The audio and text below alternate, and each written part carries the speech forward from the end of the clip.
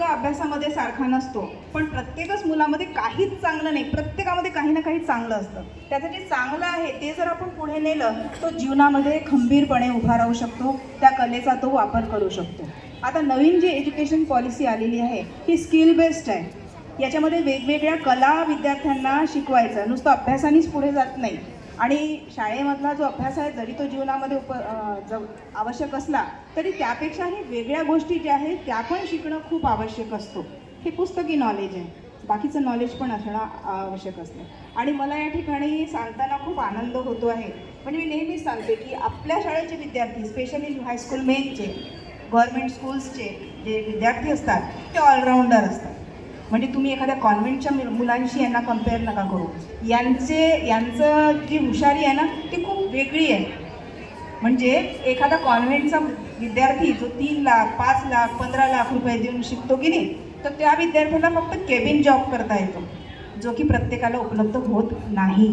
तुम्ही आता समाजामध्ये वावरता, तुम्हाला माहिती आहे ते सोपं नाही आहे, कोणाहीसाठी सोपं नाही आहे ते. कारण नुसतं एज्युकेशन नाही, खूप साऱ्या स्किल्स त्याच्यासाठी, पर्सनल इंटरव्ह्यू असतात, एक्झाम्स असतात, कॉम्पिटिटिव्ह एक्झाम्स असतात, खूप सारं असतं. केबिन जॉब प्रत्येकाला शक्य नाही. आणि केबिन जॉब आमच्या मुलांना अशक्य नाही. केबिन जॉब आमच्या मुलांना अशक्य नाही. तिथे 4%च मुले असे असतात की जे केबिन जॉबमध्ये जातात. पण त्यांना जेव्हा केबिन जॉब मिळत नाही तर ते डिप्रेशनमध्ये येतात आणि मग सुसाईडसारखे उपक्रम करतात. आमचा मुलगा कोणतंही काम करतो, आमचा मुलगा केबिन जॉबमध्ये बसू शकतो, आमचा मुलगा वेळ पडली तर 2 हात परिस्थितीशी करून भाजीचा गडाही लावू शकतो. हे आलं पाहिजे. कोरोनाने आपल्याला शिकवलं की सॉफ्टवेअर इंजिनियर्सनी भाजी विकली, ती त्याच मुलांनी विकली ज्यांना जीवन समजलं आणि या मुलांना जीवन समजलं.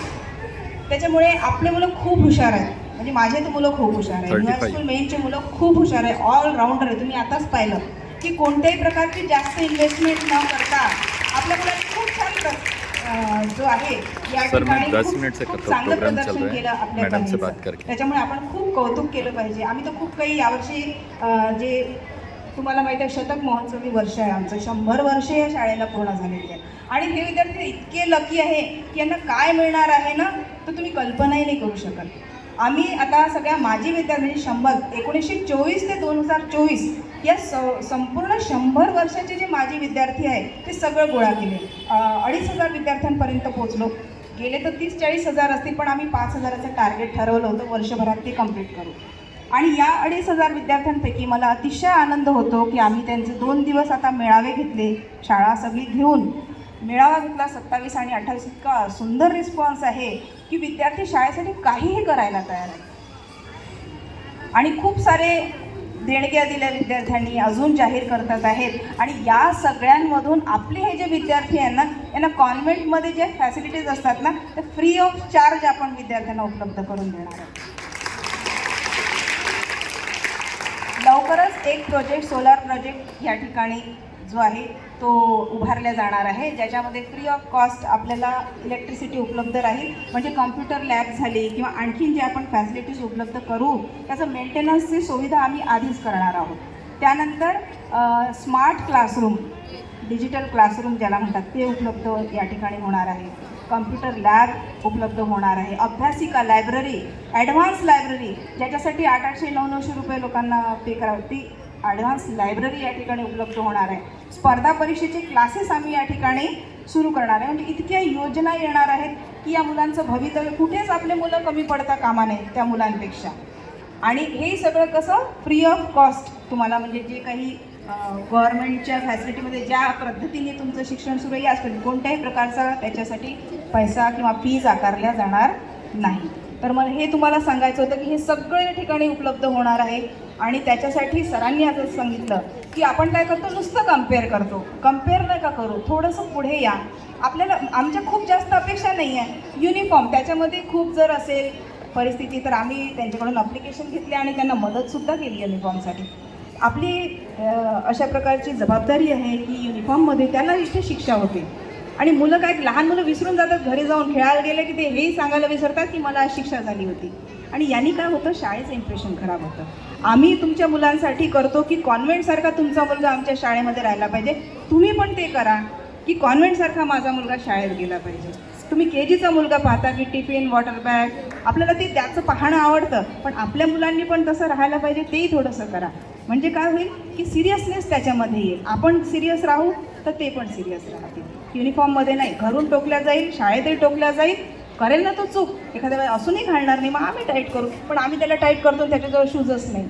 आणि मी म्हणते एवढा गरीब कोणीच नाही. आम्ही त्याच्याही बाबतीत बोललो शूजवाल्याशी, तो 200 रुपयात कोणत्याही मापाचा शूज आमच्याकडून कार्ड घेऊन जा, तो 200 रुपयात उपलब्ध करून देईल. तर आम्ही एवढं सगळं करतोय, तुम्ही 2 पावलं पुढे या. आपल्याला शाळा नाही मोठी करायची, आपल्याला आपले मुलं चांगले करायचे. आणि मुलं मोठे झाले ना, शाळा आपोआप मोठी होते. आईवडिलांचा एक मुलगा IAS ऑफिसर झाला, ते आईवडील आपोआप मोठे होतात, ग्रेड बनतात. आपल्याला काही वेगळं करायला जावं नाही लागत.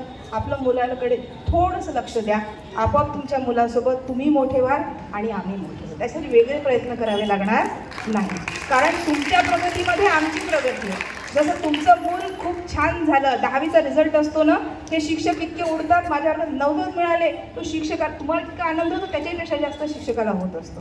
तर हे फक्त शिक्षक आणि पालकच असतात ज्यांना आमच्या विद्यार्थ्यांचा आणि तुमच्या मुलांच्या प्रगतीवर आनंद होतो. अदरवाईज आपली बहीण जरी असेल ना, तर आपल्या मुलाला चांगले मार्क्स मिळाले तर थोडा वेळ तिला वाईटच वाटते, अरे माझा मुलगा मागे राहिला, मुलीचा मुलगा होते असं, म्हणजे प्रॅक्टिकल हे रियालिटी आहे. पण शिक्षक असा असतो की तो मुलगा जितका मोठा होईल त्याला तितका आनंद होतो तुमच्यासारखा, की मुलगा आपल्याला काही देव की न देव, पण आईवडिलांना आनंद होतो. तर त्याच्यासाठी तो आनंद आपल्याला मिळवायचा आहे, तुम्हालाही आणि आम्हाला. तुमची मुलं जितके प्रगती करेल, आमची मुलं जितके प्रगती करतील, तेवढी ही शाळा मोठी होईल आणि तेवढी तुम्हीसुद्धा मोठी होईल. तर याच्यासाठी आपण आजपासून प्रयत्न करूया.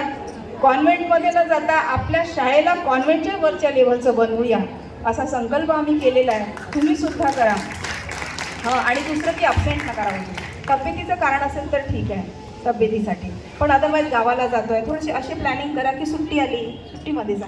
त्याला पण तसं सिरियसनेस येतो की नाही, सुट्टी नाही तर मी बाहेर नाही जाऊ शकत. तर हे छोट्या छोट्या गोष्टी ज्या असतात ना, मोठ्या मोठ्या घटना घडत असतात त्याच्यामुळे. तर त्याच्यासाठी थोडं अलर्ट राहा.